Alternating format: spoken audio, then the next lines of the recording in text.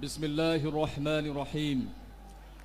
প্রিয় দেশবাসী, বাংলাদেশের 64টা জেলা থেকে, প্রতিটা বিভাগ থেকে, প্রতিটা জেলা উপজেলা ইউনিয়ন এবং থানা থেকে, প্রতিটা গ্রাম থেকে আপনারা এত কষ্ট করে আজকের এই সমাবেশকে সফল করার লক্ষ্যে এসেছেন।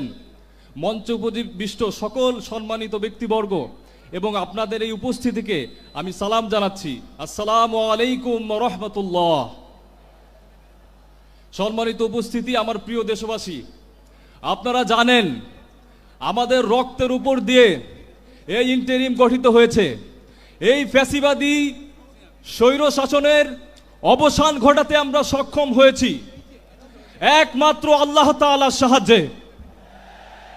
আমাদের কিছুই করার ক্ষমতা নেই যদি আল্লাহ তাআলা আমাদের উত্তম সাহায্যকারী না হন।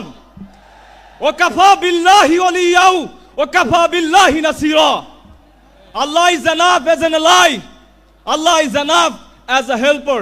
আল্লাহ যথেষ্ট আমাদের জন্য সাহায্যকারী হিসেবে, আল্লাহ যথেষ্ট আমাদের জন্য অভিভাবক হিসেবে। মহান আল্লাহ রব্বুল ইজ্জত আমাদের সাহায্যকারী হয়েছিলেন, মহান আল্লাহ রব্বুল ইজ্জত আমাদের অভিভাবক হয়েছিলেন। তাই এই 24-এর গণ অভ্যুত্থান আমরা সফল করতে সফল হয়েছি। আমাদের কোনো ক্ষমতা নেই আল্লাহর ক্ষমতা ছাড়া।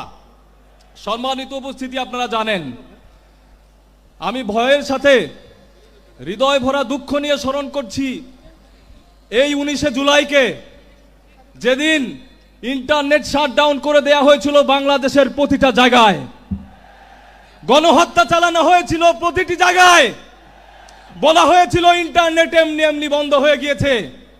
আমি আরো স্মরণ করছি সেই ফ্যাসিবাদীদের যারা স্বৈরাচারী খুনি হাসিনার সাথে বৈঠক করেছিল। আজকে তারা শিল্পপতি ছিল, বাংলাদেশের সবচেয়ে ক্ষমতাধর ব্যক্তিবর্গ, এবং শেখ হাসিনাকে তারা শক্তি জুগিয়েছিল এবং বলেছিল এই আন্দোলনকে দমাতে আমরা আপনার পক্ষে আছি। কিন্তু আল্লাহর ইচ্ছায় তারা সফলতা অর্জন করেনি, কারণ জালিমরা কখনো সফল হয় না।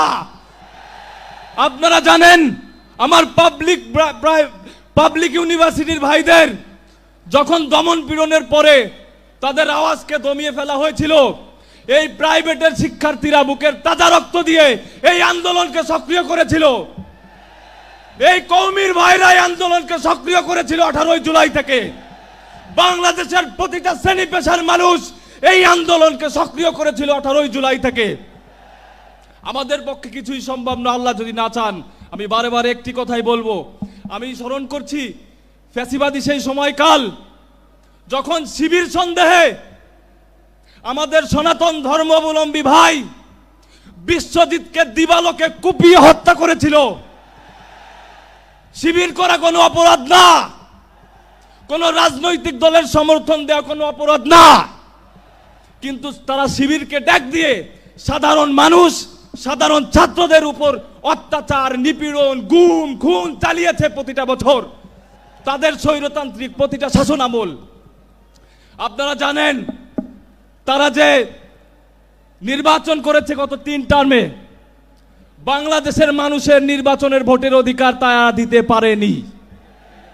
জামাত ইসলামের আজকের এই 7 দফা যে প্রপোর্শনাল রিপ্রেজেন্টেশন বা পিয়ার পদ্ধতির প্রস্তাব এসেছে, সেটা সকল বাংলাদেশের মানুষের ভোটাধিকার এবং ক্ষমতায় যাওয়ার সুষ্ঠু প্রক্রিয়ার একটি পরিচায়ক।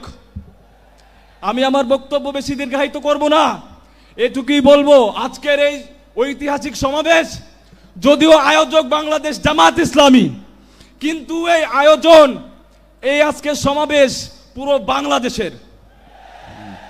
আমি দেখতে পাচ্ছি পুরো বাংলাদেশ এই সমাবেশে, আমি দেখতে পাচ্ছি প্রতিটা মানুষের ভালোবাসা এই জুলাইয়ের প্রতি, আমি দেখতে পাচ্ছি প্রতিটা শহীদ পরিবার এবং আহত যোদ্ধা। আর এই 7 দফার সফলতা কামনা করি এবং আল্লাহ তাআলা আমাদের এই জুলাই সনদ এবং ঘোষণাপত্র বাস্তবায়ন করার তৌফিক দান করুন। খুনিদের বিচার বাংলার মাটিতে নিশ্চিত করার তৌফিক দান করুন। আপনাদের কাছে দোয়া ভালোবাসা চাই, আর আমার একটি দোয়া চাই আপনাদের সকলের সামনে। এই লাখো জনতার কাছে আমি একটি দোয়া চেয়ে যাচ্ছি যে আল্লাহ রব্বুল ইজ্জত 18 জুলাই গুলিবিদ্ধ হওয়ার পরেও আমি বেঁচে ফিরেছিলাম, কিন্তু এর পরবর্তী সময়ে দেশের কোনো ক্রান্তি লগ্নে আল্লাহ যদি আমাকে কবুল করেন সংগ্রাম করার জন্য, আল্লাহ যেন আমাকে শহীদ মৃত্যু দেন। আল্লাহর আমিন। কাছে এই দোয়াটা করবেন। আমিন। এই বলেই আমার বক্তব্য শেষ করছি। আসসালামু আলাইকুম ওয়া রাহমাতুল্লাহি ওয়া বারাকাতুহু।